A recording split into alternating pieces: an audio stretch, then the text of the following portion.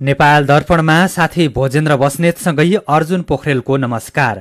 नेपाल दर्पण उज्यालो radio network काठमाडौँमा 90 मेगाहर्जसँगै देशभरि विभिन्न एफएम स्टेशनहरूबाट तथा मोबाइल एप्लिकेसन र अनलाइनबाट संसारभर एकसाथ प्रसारण भइरहेको छ। नेपाल दर्पण सुरु गरौं मुख्य खबरका शीर्षकहरूबाट।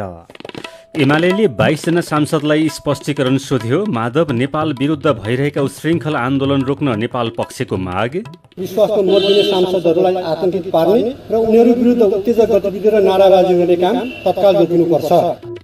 कोरोनाको सम्भावित तेस्रो लहरसँग जुझ्न विज्ञहरूद्वारा प्रधानमन्त्रीलाई 18 बुँदे सुझाव।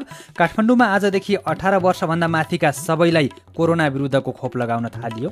गत वर्षको बाढी पहिरो प्रभावित क्षेत्रमा पुनर्निर्माण तथा पुनर्स्थापनाको काम चल्दै विपदग्रस्त क्षेत्र घोषणा भएका मनाङ र सिन्धुपाल्चोकमा काम गर्न सहज हुने अपेक्षा। फन्डलाई मोबिलाइज गर्नलाई चाहिँ सहज पनि हुन्छ र अन्य निकायहरू अन्य मन्त्रालयहरूले आफ्नो जिम्मेवारीभित्र कामहरू पनि अगाडि बढाउने अवस्था पनि सिर्जना हुन्छ। चीनमा मुसलधारे पानीपछि आएको बाढीमा परि कम्तीमा 25 जनाको ज्यान गयो।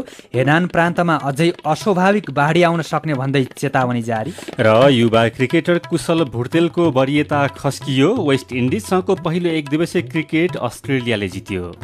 उज्यालो रेडियो नेटवर्कबाट प्रसारण भइरहेको नेपाल दर्पणमा अब सुनौ पूरा खबर। नेकपा एमाले प्रधानमन्त्रीमा शेरबहादुर देउवालाई विश्वासको मत दिने 22 जना सांसदलाई स्पष्टीकरण सोधेको छ। अध्यक्ष केपी शर्मा ओलीले हिजो 22 जना सांसदलाई स्पष्टीकरण सोध्नु भएको र त्यो पत्र आज 22 जना सांसदकोमा पुर्याइएको नेकपा एमाले केन्द्रीय कार्यालयले जनाएको छ। स्पष्टीकरण पत्रमा सर्वोच्च अदालतको परामादेश विपरीत नहुने गरी भाषा प्रयोग गरिएको छ।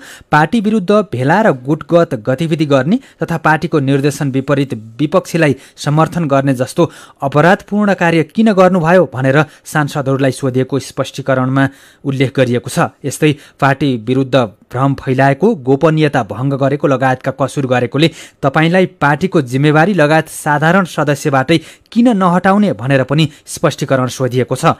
24 घण्टाभित्र चित्त बुझ्दो जवाफ नदिएमा कारबाही हुने पनि एमालेले चेतावनी दिएको छ। अध्यक्ष केपी शर्मा ओली पक्षका 8 जना सहित 22 जना सांसदले प्रधानमन्त्रीमा नेपाली कांग्रेसका सभापति समेत रहनुभएका शेरबहादुर देउवालाई विश्वासको मत दिएका थिए। यसैबीच नेकपा एमालेको माधव कुमार नेपाल पक्षले ओली पक्षका कार्यकर्ताले गरेका प्रदर्शन र उग्र क्रियाकलाप तत्काल रोक्नुपर्ने माग गरेको छ। नेपाल पक्षको स्थायी कमिटिको बैठकले एकता प्रक्रिया चलिरहेको अवस्थामा वरिष्ठ नेता माधव कुमार नेपाललाई भौतिक कारबाहीको धम्की दिने, चर्का नाराबाजी गर्ने, पुतला दहन गर्ने लगायतका गैर राजनीतिक क्रियाकलाप आपत्तिजनक भएको निष्कर्ष निकालेको छ। आफ्नै पार्टीका नेताहरूलाई धम्की दिने, शेरबहादुर देउवालाई विश्वासको मत दिने सांसदलाई आतंकित पार्ने लगायत गतिविधि हुनु दुःखद भएको भन्दै तत्काल बन्द गराउन अध्यक्ष ओलीको ध्यानाकर्षण गराएको नेता रघुजी पन्तले जानकारी दिनुभयो। संविधान र सर्वोच्च अदालतको फैसला अनुरूप आफ्नो विवेक प्रयोग गरेर विश्वासको मत दिने सांसदहरूलाई आतंकित पार्ने र उनीहरू विरुद्ध उत्तेजक गतिविधि र नाराबाजी गर्ने काम तत्काल रोकिनुपर्छ। यस्ता गलत र उत्तेजक कार्य विरुद्ध खेद व्यक्त गर्दै यस्ता गतिविधिलाई तत्काल रोकेर पार्टी एकताको कामलाई गम्भीरताका साथ अघि बढाउन यो बैठक पार्टी अध्यक्ष कमिटिको ध्यानाकर्षण गर्छ। प्रधानमन्त्री शेरबहादुर देउवाले कोरोना महामारी नियन्त्रणमा सहयोग गर्न निजी क्षेत्रलाई आह्वान गर्नुभएको छ। नेपाल उद्योग परिसङ्घको 18औं वार्षिक साधारण सभामा प्रधानमन्त्री देउवाले नेपाललाई कोरोना महामारीबाट मुक्त गर्नको लागि उद्योगी तथा व्यापारीहरूले सहयोग गर्नुपर्ने बताउनुभयो। महामारी नियन्त्रणको लागि सरकारले आफ्नो कर्तव्य इमानदारीताका साथ पालना गर्ने र सबैको हातेमालोबाट मात्रै महामारीबाट चाँडो मुक्ति पाइने प्रधानमन्त्री देउवाको भनाइ छ। कोभिडको जो समस्या छ त्यो समस्या समाधानमा निम्ति नेपालका उद्योगपतिहरू व्यापारीहरूले सहयोग गर्नुपर्छ भन्ने मेरो धारणा छ। म यहीबाट फेरि उहाँहरूलाई हार्दिक अनुरोध आह्वान गर्न चाहन्छु। सरकारले त कर्तव्यहरू गर्दै पर्दछ, साथसाथै तपाईँले भने हातेमालो गरिदिनुभयो भनेदेखिलाई हामी छिटै महामारीबाट मुक्त हुन सक्छौँ भन्ने मलाई आशा छ। कार्यक्रममा प्रधानमन्त्री देउवाले वर्तमान अर्थमन्त्री जनार्दन शर्मा धेरै मेहनती मान्छे भएको भन्दै उहाँले नेपालको अर्थतन्त्रलाई सुधार गर्नेमा विश्वास व्यक्त गर्नुभयो। प्रधानमन्त्री देउवाले महामारीको कारण धराशायी बनेको अर्थतन्त्रको समुन्नत विकासको लागि निजी क्षेत्र र सरकारले हातेमालो गर्नुपर्नेमा जोड दिनुभयो। कार्यक्रममा अर्थमन्त्री जनार्दन शर्माले उपभोक्तावादी अर्थतन्त्रलाई उत्पादनमुखी पद्धतिमा बदल्नुपर्ने बताउनु भएको छ। अर्थमन्त्री शर्माले उपभोक्तावादी अर्थतन्त्रलाई उत्पादनमुखी अर्थतन्त्रमा बदल्नको लागि नीति नीतिगत र योजनागत रूपमा नयाँ सङ्कल्पको खाँचो रहेको बताउनुभयो। अर्थमन्त्री शर्माले स्थानीय तथा प्रदेश स्तरमा साना उद्योगको सञ्जाल निर्माण गर्दै ठूला उद्योगहरू स्थापना गर्न आवश्यक रहेको पनि बताउनुभयो। हामीले स्थानीय स्तरमा प्रदेश स्तरमा साना उद्योगहरूको व्यापक सञ्जाल निर्माण गरेर ती साना उद्योगहरूको बीचमा फेरि ठूला उद्योगहरूको स्थापना गर्नुपर्ने आवश्यकता छ। औद्योगिक क्षेत्रमा विशेष लगानी विशेष जोड नगरिकन हामी देशलाई आत्मनिर्भर बनाउन सक्दैनौँ। हाम्रो आयातमुखी अर्थतन्त्रलाई निर्यातमुखी बनाउनको लागि यो अत्यन्त आवश्यक छ। नेकपा माओवादी केन्द्रले गठबन्धनका राजनीतिक पार्टीहरूका बीचमा न्यूनतम साझा कार्यक्रम छिटोभन्दा छिटो तय गर्न आह्वान गरेको छ। माओवादी केन्द्रको आज बसेको स्थायी कमिटी बैठकले गठबन्धनको सरकारलाई न्यूनतम साझा कार्यक्रम र साझा प्रतिबद्धताहरू मार्फत अगाडि बढाउनु पर्ने भएकोले साझा प्राथमिकताका कार्यक्रमहरू र प्रतिबद्धताहरू तय गर्न आह्वान गरेको हो। बैठकले विगतको सरकारले देखाएको आचरण अबको गठबन्धनको सरकारले देखाउन नहुने र विगतमा गरिएका प्रतिबद्धता अनुरूप अगाडि बढ्नुपर्नेमा जोड दिएको पनि प्रवक्ता नारायण काजी श्रेष्ठले बताउनुभयो। जो गठबन्धनको सरकार छ त्यो गठबन्धनको सरकारलाई न्यूनतम साझा कार्यक्रम वा साझा प्रतिबद्धताहरू मार्फत अगाडि बढाउनु पर्ने भएकोले छिटोभन्दा छिटो गठबन्धनका पार्टीहरू सम्मिलित भएर एउटा सीएमपी वा न्यूनतम साझा कार्यक्रम वा हाम्रा साझा प्राथमिकताका कार्यक्रमहरू र प्रतिबद्धताहरू तुरुन्तै तय गर्न पार्टीले आह्वान गरेको छ र त्यसै अनुसार कार्यदलका साथीहरूलाई निर्देशन दिइएको छ। माओवादीले पार्टी निर्माणको प्रक्रियालाई व्यवस्थित र तीव्र पार्ने निष्कर्ष निकाल्दै केन्द्रीय कमिटीको बैठक साउन 20 गते र स्थायी कमिटीको बैठक साउन 17 गते बस्ने निर्णय पनि गरेको छ। यसैबीच प्रधानमन्त्री शेरबहादुर देउवासँग जनता समाजवादी पार्टी नेपाल जसपाका अध्यक्ष महन्त ठाकुरले भेटवार्ता गर्नुभएको छ। प्रधानमन्त्री निवास बालुवाटारमा बिहान भएको भेटमा जसपाका अध्यक्ष ठाकुरले मधेसका मुद्दालाई सम्बोधन गर्न प्रधानमन्त्रीलाई आग्रह गर्नुभएको थियो। जसपाले संविधान संशोधन, झुट्टा मुद्दा फिर्ता, रेशम चौधरी लगायतका बन्दीहरूको रिहाई, लाल आयोगको प्रतिवेदन सार्वजनिक लगायतका माग राखेको छ। यस्तै प्रधानमन्त्री शेरबहादुर देउवा र नेपाल कम्युनिस्ट पार्टीका महासचिव नेत्र विक्रम चन्द विप्लव बीच छलफल भएको छ। अघिल्लो सरकारसँग भएको 3 बुँदे सहमति कार्यान्वयनको बारेमा छलफल गर्न विप्लव सहितका नेता बालुवाटार पुगेका थिए। गएको फागुन 20 गते तत्कालीन प्रधानमन्त्री केपी शर्मा ओली नेतृत्वको सरकारसँग 3 बुँदे सहमति गरेर विप्लव नेतृत्वको नेकपा खुला राजनीतिमा आएको हो। नेपाल जनस्वास्थ्य प्रतिष्ठानले कोरोनाको सम्भावित तेस्रो लहरसँग जुझ्नको लागि प्रधानमन्त्री शेरबहादुर देउवालाई 18 बुँदे सुझाव दिएको छ। सुझाव दिँदै प्रतिष्ठानले राजनीतिक वृत्त, नागरिक समाज र स्वास्थ्य कर्मी सहित सबैको सुझाव तथा सल्लाहलाई सम्मान र ग्रहण गर्न सक्ने क्षमता भएको व्यक्तिलाई स्वास्थ्य मन्त्री नियुक्त गर्न आग्रह गरेको छ। यस्तै स्वास्थ्य प्रणालीको क्षमता बढाउन, घर र संस्थागत आइसोलेसन तथा क्वारेन्टिनलाई व्यवस्थित गर्न, औषधि तथा अक्सिजन आपूर्ति, प्रभावकारी परीक्षणको व्यवस्था गर्न, सीमा क्षेत्रको आवागमन व्यवस्थित गर्ने लगायतका सुझाव समेटेका छन्।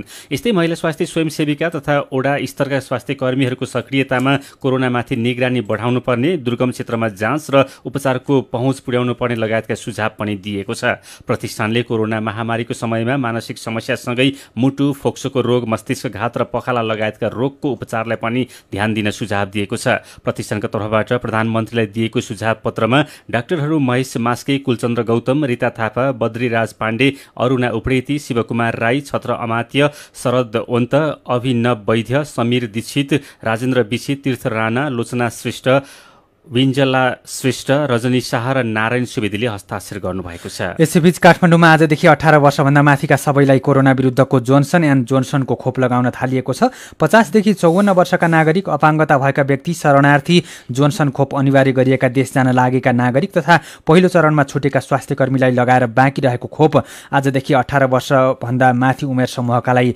लगाउन थालिएको हो। यसैबीच चीनबाट अनुदानसहित 48 लाख डोज खोप आउने निश्चित भएको छ। 48 लाख डोज मध्ये केही दिनभित्रै 25 लाख डोज खोप आउने स्वास्थ्य मन्त्रालयका प्रवक्ता डाक्टर कृष्ण प्रसाद पौडेलले जानकारी दिनुभयो। उहाँका अनुसार 48 लाख डोज बाहेक थप खोप ल्याउन पनि पहल भइरहेको छ। कोरोना विरुद्धको खोप लिन आज नेपाल वायुसेवा निगमको जहाज चीन जाँदैछ। निगमका अनुसार आजदेखि 3 वटा उडान मार्फत नियमित खोप ल्याइनेछ। चीनसँग खरिद गरिएको खोप लिन आज राति 11 बजे नेपालबाट उड्ने जहाज भोलि दिउँसो 2 बजे काठमाडौँ आउने तालिका रहेको छ। नेपालमा पछिल्लो 24 घण्टामा 2838 जनामा कोरोना संक्रमण पुष्टि भएको छ। 8715 जनाको पीसीआर र 3901 जनाको एन्टिजेन गरी 12616 जनाको परीक्षण गर्दा 2838 जनामा कोरोना संक्रमण पुष्टि भएको स्वास्थ्य तथा जनसङ्ख्या मन्त्रालयले जनाएको छ। यो सहित नेपालमा कोरोना संक्रमण पुष्टि हुनेको संख्या 7,24,455 पुगेको छ। यस्तै पछिल्लो 24 घण्टामा 1475 जना निको भएसँगै कोरोना संक्रमण मुक्त हुनेको संख्या 6,36,402 जना पुगेको छ। यस्तै थप 30 जनाले कोरोना संक्रमणका कारण ज्यान गुमाएका छन्। यो सहित नेपालमा कोरोना संक्रमणबाट ज्यान गुमाउनेको संख्या 9,637 पुगेको छ। अहिले नेपालमा 26,832 जना कोरोनाका सक्रिय संक्रमित छन्। बाँकेको डुडुवा खोलाको बाँधमा डुबेर 3 जनाको ज्यान गएको छ। कोहलपुर नगरपालिका वडा नम्बर 10 चटारमा रहेको डुडुवा खोलाको बाँधमा डुबेर 3 जनाको ज्यान गएको बाँके प्रहरीले जनाएको छ। ज्यान गुमाउनेहरूमा नेपालगञ्ज उपमहानगरपालिका वडा नम्बर 11 का 17 वर्षका आरिफ जसगर, अरमान जसगर र 18 वर्षका राशिद जसगर रहेका छन्। उनीहरू पौडी खेल्ने क्रममा डुबेर ज्यान गएको इलाका प्रहरी कार्यालय कोहलपुरले जनाएको छ। पौडी खेल्ने क्रममा 3 जना बेपत्ता भएको खबरपछि पुगेको प्रहरीको टोलीले 3 जनालाई मृत अवस्थामा फेला पारेर उद्धार गरेको हो। सीधा कुरा प्रश्न विचार यो हो उज्यालो रेडियो नेटवर्क काठमाडौँमा 90 मेगाहर्ज। नेपाल दर्पणमा कुराकानीसँगै खबरको सिलसिला बाँकी नै छ, सुन्दै गर्नुहोला। तपाईँ अहिले रेडियो, मोबाइल एप्लिकेसन र अनलाइनबाट प्रसारण भइरहेको उज्यालो रेडियो नेटवर्कको नेपाल दर्पण सुन्दै हुनुहुन्छ। यतिन्जेल हामीले एमालेका 22 जना सांसदलाई स्पष्टीकरण सोधियो। माधव नेपाल विरुद्ध भइरहेका उच्छृङ्खल आन्दोलन रोक्न नेपाल पक्षको माग, कोरोनाको सम्भावित तेस्रो लहरसँग जुझ्न विज्ञहरूद्वारा प्रधानमन्त्रीलाई 18 बुँदे सुझाव लगायतका खबर प्रस्तुत गर्यौं। नेपाल दर्पणमा अब बाँकी प्रसङ्ग। बाढी पहिरो प्रभावित मनाङ र सिन्धुपाल्चोकमा पुनर्निर्माण तथा पुनर्स्थापनाको काम थालिएको सरकारको दाबी छ। विपद संकटग्रस्त क्षेत्र घोषणा भएका मनाङ र सिन्धुपाल्चोक सहित प्रभावित जिल्लामा विश्व बैंकबाट प्राप्त सहुलियत ऋण सहयोगमा पुनर्निर्माण र पुनर्स्थापनाको काम हुनेछ। अघिल्लो वर्ष बाढी पहिरो प्रभावित 22 जिल्लामध्ये सरकारले बागलुङ र सिन्धुपाल्चोकलाई यसै गरी विपद संकटग्रस्त जिल्ला घोषणा गरेको थियो। संकटग्रस्त घोषणा गरेका ती जिल्लामा अहिलेसम्म के काम गर्नुभयो भनेर साथी मदन पौड्यालले विपद जोखिम न्यूनीकरण तथा व्यवस्थापन प्राधिकरणका प्रवक्ता विश्वप्रकाश अर्याललाई सोध्नु भएको छ। अहिले पुनर्निर्माण र पुनर्स्थापनाका कामहरू चाहिँ सुरुवात भइसकेको अवस्था छ।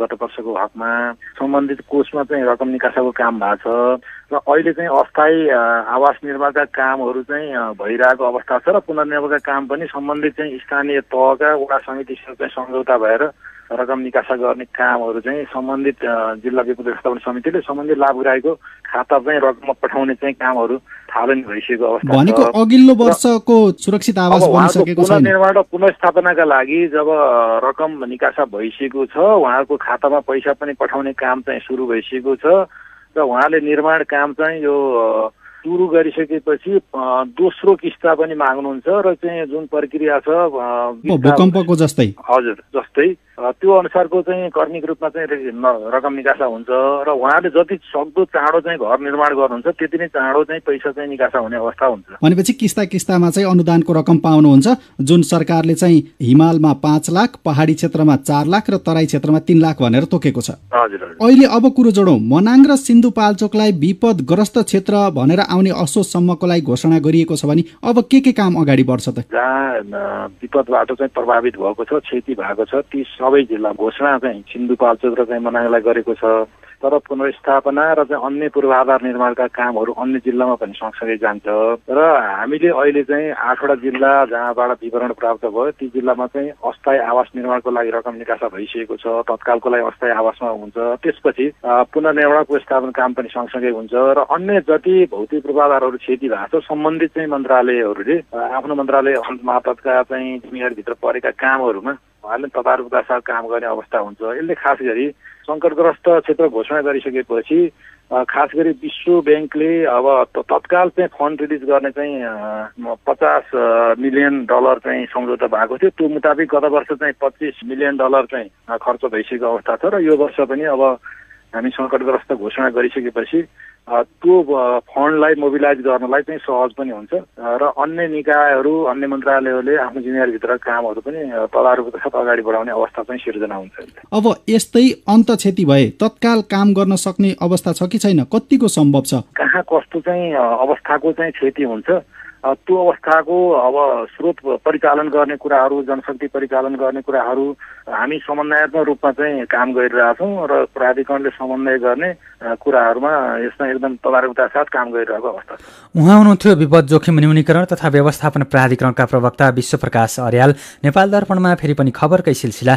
प्रथम जननिर्वाचित प्रधानमन्त्री विश्वेश्वर प्रसाद कोइरालाको 39औं स्मृति दिवस आज विभिन्न कार्यक्रम गरेर मनाइएको छ। 2015 सालको संसदीय चुनावपछि 2016 जेठमा उहाँ पहिलो निर्वाचित प्रधानमन्त्री बन्नुभएको थियो। कोइरालाले नेपालमा राष्ट्रियता, प्रजातन्त्र र समाजवाद स्थापनाको लागि नेतृत्व गर्नुभयो। उहाँले वीरता उन्मूलन र जग्गा जोत्नेको हुनुपर्छ भन्ने भूमि सुधार कार्यक्रम अघि बढाउनु भएको थियो।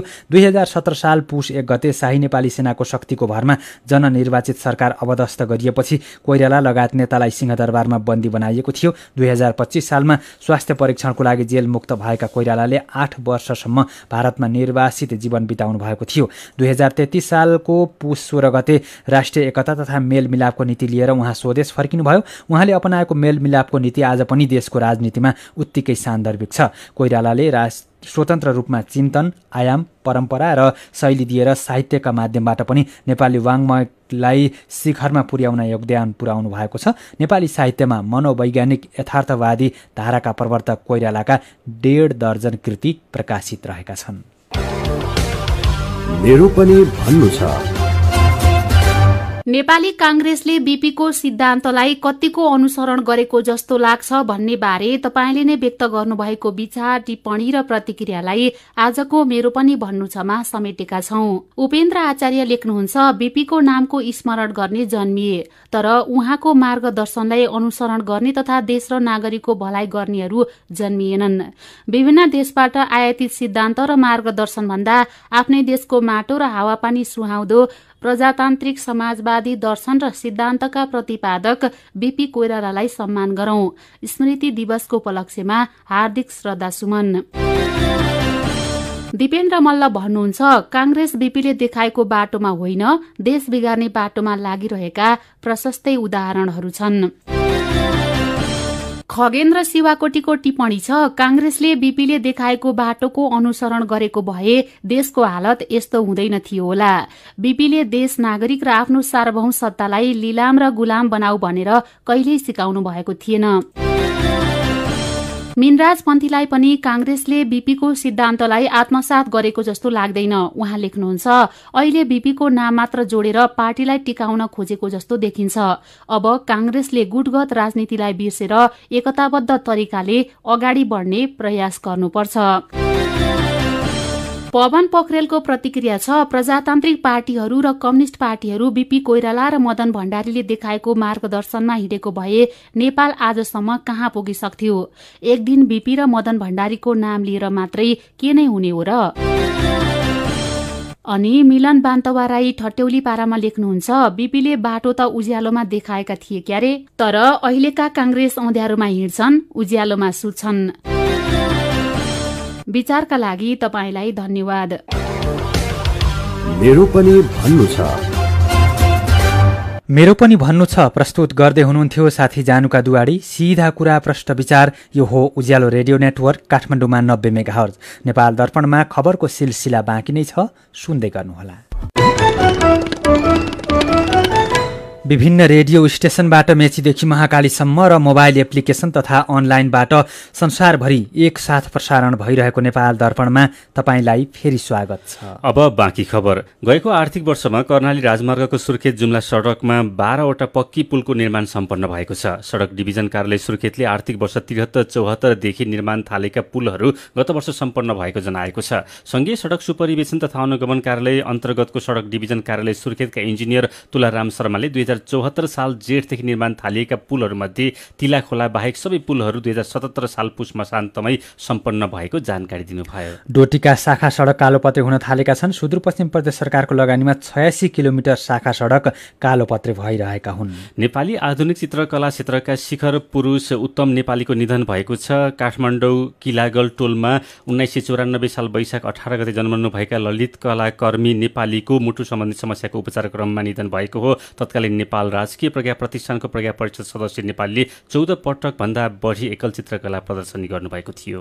पोखरामा रहेको फेवातालमा डुङ्गा सञ्चालनमा आएको छ। दोस्रो लहरको कोरोना भाइरस संक्रमण रोकथामको लागि लागू गरिएको निषेधाज्ञाका कारण वैशाख 14 गतेदेखि बन्द भएको डुङ्गा व्यवसाय स्वास्थ्यका मापदण्ड पालना गर्दै सञ्चालनमा ल्याइएको हो। बझाङमा ट्र्याक्टर दुर्घटना हुँदा एकजनाको ज्यान गएको छ। C2 त 2566 नम्बरको ट्र्याक्टरमा बालुवा राख्ने क्रममा भएको दुर्घटनामा बुगल गाउँपालिका वडा नम्बर 2 गिरौका मानबहादुर धामीको ज्यान गएको प्रहरीले जनाएको छ। सल्यानको कालीमाटी गाउँपालिका 3 रामपुरमा टिप्परको टायर फेर्ने क्रममा च्यापिएर सहचालक ज्ञानबहादुर वलीको ज्यान गएको छ। दाङको घोराही गोगलीबाट प्रहरीले चितुवाको छालासहित 2 जनालाई पक्राउ गरेको छ। घोराही पक्राउ पर्नेमा जाजरकोटको भेरी नगरपालिका 9 का रामबहादुर दमाई र रुकुमको पश्चिम मुसीकोट नगरपालिका 10 का पूर्ण सिंह सुनार रहेका छन्। रूपन्देहीको तिलोत्तमा नगरपालिकाले आरन व्यवसायलाई आधुनिक औजार तथा उपकरण प्रदान गरेको छ। आरन व्यवसाय लोप हुँदै गएको भन्दै तिलोत्तमा नगरपालिकाले आधुनिकीकरणको लागि 8 जना व्यवसायलाई औजार तथा उपकरण प्रदान गरेको उपमेयर जगेश्वरी देवी चौधरीले जानकारी दिनुभयो। पाँचथरको कुमियाक गाउँपालिका घर भई दक्षिण कोरियामा रोजगारी गर्ने गजेन्द्र शेर्माले 3 वटा पालिकालाई स्वास्थ्य सामग्री सहयोग गर्नुभएको छ। शेर्माले कुमियाक फाल्गुनन्द र मिक्लाजुङ गाउँपालिकालाई 4 लाख मूल्य बराबरको स्वास्थ्य सामग्री सहयोग गर्नुभएको हो। अब एउटा विदेशको खबर। चीनमा मुसलधारे पानीपछि आएको बाढीमा परि कम्तीमा 25 जनाको ज्यान गएको छ। 7 जना हराइरहेका छन्। हेनान प्रान्तमा मात्रै 10,000 भन्दा धेरै मानिसलाई उद्धार गरी सेल्टरमा राखिएको बीबीसीले जनाएको छ। बाढीका कारण दर्जनौं शहर र राजमार्ग डुबानमा परेका छन्। हेनान सहित विभिन्न प्रान्तमा कैयौं शहरहरूमा सडक र हवाई दुवै यातायात बन्द रहेका छन्। झण्डै 10 करोड जनसङ्ख्या रहेको हेनान प्रान्तले अझै अस्वाभाविक बाढी आउन सक्ने भन्दै चेतावनी जारी गरेको छ। नेपाल दर्पणमा अब केही खेल खबर। युवा क्रिकेट खेलाडी कुशल भुर्तेलको ब्याटिङ वरियता खस्किएको छ। अन्तर्राष्ट्रिय क्रिकेट परिषद आइसिसीले सार्वजनिक गरेको नयाँ वरियतामा 4 जना नेपाली खेलाडी अटाएकोमा कुशल 61औं स्थानमा छन्। यसअघि अपडेटमा उनी 59औं स्थानमा थिए। यस्तै नेपालको पूर्व कप्तान पारस खड्का 1 स्थान सुधार गर्दै 91औं र कप्तान ज्ञानेन्द्र मल्ल 95औं स्थानमा छन्। ब्याटिङ वरियतातर्फ सन्दीप लामिछाने 79औं स्थानमा छन्। टिमतर्फ नेपाल T20 वरियतामा 13औं र एकदिवसीयमा 16औं स्थानमा रहेको छ। र वेस्ट इन्डिजसँगको पहिलो एकदिवसीय क्रिकेटमा अस्ट्रेलिया 133 रनले विजयी भएको छ। यो जितपछि 3 खेलको एकदिवसीय श्रृङ्खलामा अस्ट्रेलियाले 1-0 को अग्रता बनाएको छ। अस्ट्रेलियाले आज बिहान दिएको 257 रनको लक्ष्यसहित जवाफी ब्याटिङ थालेको वेस्ट इन्डिज 26 ओभर 2 बलमा अल आउट हुँदै 123 रनमा समेटियो। अस्ट्रेलियाका मिचेल स्टार्कले 5 र जोस हजलवुडले 3 विकेट लिए। यसअघि पहिलो ब्याटिङ गरेको अस्ट्रेलियाले निर्धारित 49 ओभरमा 9 विकेट गुमाएर 252 रन बनाएको थियो। तर डिएल पद्धतिको आधारमा वेस्ट इन्डिजले 257 रनको लक्ष्य पाएको थियो। दुई टोली बीचको दोस्रो खेल शुक्रबार हुनेछ। यसअघि भएको T20 श्रृङ्खला वेस्ट इन्डिजले जितेको छ। खेल खबरसँगै उज्यालो रेडियो नेटवर्कबाट प्रसारण भइरहेको नेपाल दर्पणको समय सकिनै लागेको छ। बिदा हुनु अघि आजका मुख्य खबरका शीर्षकहरू फेरि एकपटक। एमाले 22 जना सांसदलाई स्पष्टीकरण सोध्यो। मानव नेपाल विरुद्ध भइरहेको उशृङ्खल आन्दोलन रोक्न नेपाल पक्षको माग। कोरोनाको सम्भावित तेस्रो लहरसँग जुझ्न विज्ञहरूद्वारा प्रधानमन्त्रीलाई 18 बुँदे सुझाव। काठमाडौँमा आजदेखि 18 वर्षभन्दा माथिका सबैलाई कोरोना विरुद्धको खोप लगाउन थालियो। गत वर्षको बाढी पहिरो प्रभावित क्षेत्रमा पुनर्निर्माण तथा पुनर्स्थापनाको काम चल्दै विपदग्रस्त क्षेत्र घोषणा भएका मनाङ र सिन्धुपाल्चोकमा काम गर्न सहज हुने अपेक्षा। चीनमा मुसलधारे पानी आएपछि आएको बाढीमा कम्तीमा 25 जनाको ज्यान गयो। हेनान प्रान्तमा अझै अस्वाभाविक बाढी आउन सक्ने भन्दै चेतावनी जारी। र युवा क्रिकेटर कुशल भुर्तेलको वरियता खस्कियो। वेस्ट इन्डिजसँगको पहिलो एकदिवसीय क्रिकेट अस्ट्रेलियाले जित्यो। आजको नेपाल दर्पण सकिएको छ। प्रविधिमा साथ दिने साथी सङ्घर्ष विष्ट र सरोज थापासँगै हामी भोजेन्द्र बस्नेत र अर्जुन पोखरेल पनि विदा हुन्छौँ। कोरोनाको जोखिम कायमै रहेकोले सुत्नु अघि पनि साबुन पानीले मिचिमिची 20 सेकेन्डसम्म हात धुन नबिर्सनुहोला। नमस्कार।